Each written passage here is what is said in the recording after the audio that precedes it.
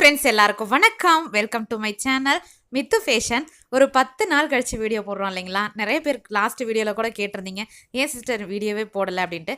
கொஞ்சம் நிறைய work load, அதுக்கப்புறம் கார்டன் செட் பண்ணுறது, இன்னும் பர்சனல் ஒர்க்லாம் கொஞ்சம் கூட இருந்தது. குழந்தைக்கு வெளியே போகிற வேலை அதெல்லாம் இருந்ததால கொஞ்சம் வீடியோ போட முடியாமல் ஆயிடுச்சு. இதுக்கப்புறம் நம்ம கண்டினியூஸாக வீடியோஸ் வருங்க.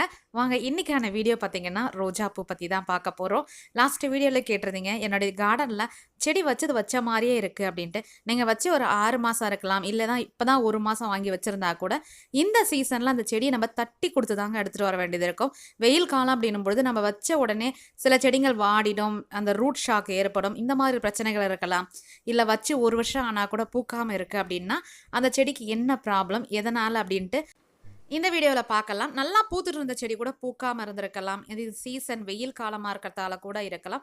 அதுக்கு அடுத்ததுன்னு பார்த்தீங்கன்னா அதுக்கு சத்து பற்றாக்குறையாக இருக்கலாம். இந்த வெயில் காலத்தை பொறுத்த வரைக்கும் நம்ம கொடுக்க வேண்டியதை உரங்களை கம்மி பண்ணி சத்துக்கள் நிறைஞ்ச உரமாக கொடுப்போம் இல்லையா? கலவை உரமாக கொடுப்போம், முக்கியமாக லிக்விடு உரமாக கொடுக்கும். அந்த மாதிரி கொடுக்குறம்போது அதுக்கு தேவையான சத்து போய் சேர்ந்து தான் நமக்கு தெரியாது. அப்படி இருக்கிற பட்சத்தில் இந்த சீசனில் வெயில் காலம் டைம் பார்த்தீங்கன்னா இலைகளில் பச்சைத்தன்மை கொஞ்சம் குறைஞ்சிருக்கும். நீங்கள் உங்கள் வீட்டில் பாரிஜாதம் செடி வச்சுருந்தீங்கன்னா தெரியும், இலைகள் வந்து வெளுத்து போய் மஞ்சளாக இருக்கும்.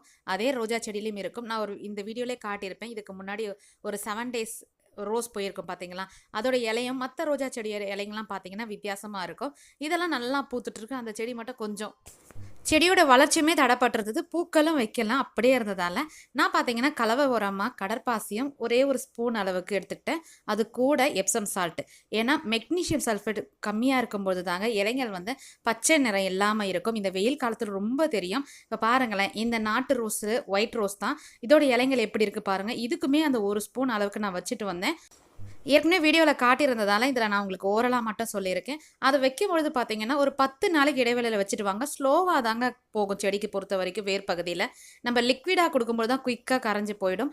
ஸ்லோவாக கிரானியூல்ஸாவோ பவுடராக கொடுக்கும்பொழுது கொஞ்சம் கொஞ்சமாக கரைஞ்சி போய் செடிக்கு தேவையான சத்து கிடச்சிட்டே இருக்கும். இலைகள் நல்லா ஆரோக்கியமாக வரும். பக்கத்தில் புது துளிர்கள்லாம் அதிகமாக வரும். இந்த சீசனில் நம்ம மறந்து போகிற விஷயம்னு பார்த்தீங்கன்னா மெக்னீஷியம் சல்ஃபேட் குறைபாடுக்கு நம்ம கண்டிப்பாக இந்த மாதிரி உரங்கள் கொடுக்க வேண்டியது இருக்கும். இல்லை எனக்கு எப்சம் சால்ட்லாம் கிடைக்கல, நான் வெளியெல்லாம் போய் வாங்க முடியாது அப்படின்றீங்கன்னா, நீங்கள் நான்வெஜ் யூஸ் பண்ணுறவங்களா இருந்தால் நான்வெஜ் கழுவுற தண்ணி இல்லை மீன் அமிலம் ரெடி பண்ணி கொடுக்கலாம். அதுவும் வேணாம் அப்படின்னா மூக்கடலை இருக்கு இல்லையா, அதை ஊற வச்சுட்டு அதை கொஞ்சமாக ஒரு கைப்பிடி அளவுக்கு எடுத்து மசிச்சுக்கோங்க. நாட்டு சர்க்கரையோடு சேர்த்து ஒரு 3 நாள் நல்லா நொதுக்கி விட்டுருங்க. அதை கூட நீங்கள் உங்கள் செடிங்களுக்கு கொடுத்துட்டு வரலாம். நல்ல ஒரு செம்ம டிஃப்ரெண்ட் தெரியும். ட்ரை பண்ணி பாருங்கள். இல்லை அந்த தண்ணி மட்டும் நீங்கள் கொடுக்குறதா இருந்தால் கூட அதையும் நீங்கள் ஃபில்டர் பண்ணிவிட்டு கொடுத்துட்டு வரலாம். ஒருவேளை அவிச்சதுக்கப்புறம் இந்த தண்ணியை கொடுக்குறீங்க அப்படின்னா நல்லா ஆற வச்சுருக்கணும். உப்பு போட்டிருந்தா கூட பரவாயில்ல.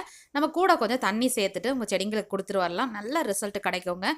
இலைகள் வெளுத்து போயிருக்கு, பச்சையுமே இல்லை, துளிரே இல்லை அப்படின்னீங்கன்னா இதெல்லாம் ட்ரை பண்ணி பாருங்கள். இல்லை எனக்கு சாணம் கிடைக்குது, அதை வச்சு நான் செய்யலாமான்னு கேட்டிங்கன்னா தாராளமாக. கோமியம் இருந்தால் தான் செய்ய முடியும்னு இல்லைங்க.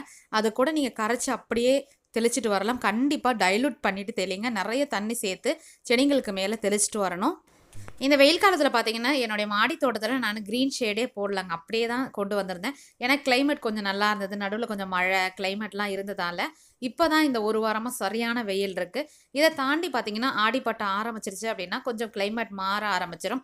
அந்த சீசனில் நமக்கு தேவையான விதைகள் போட போகிறோம் அப்படின்னீங்கன்னா இப்போத்துலேருந்தே நீங்கள் நாற்றுங்கள்லாம் ரெடி பண்ண ஆரம்பிக்கலாம்.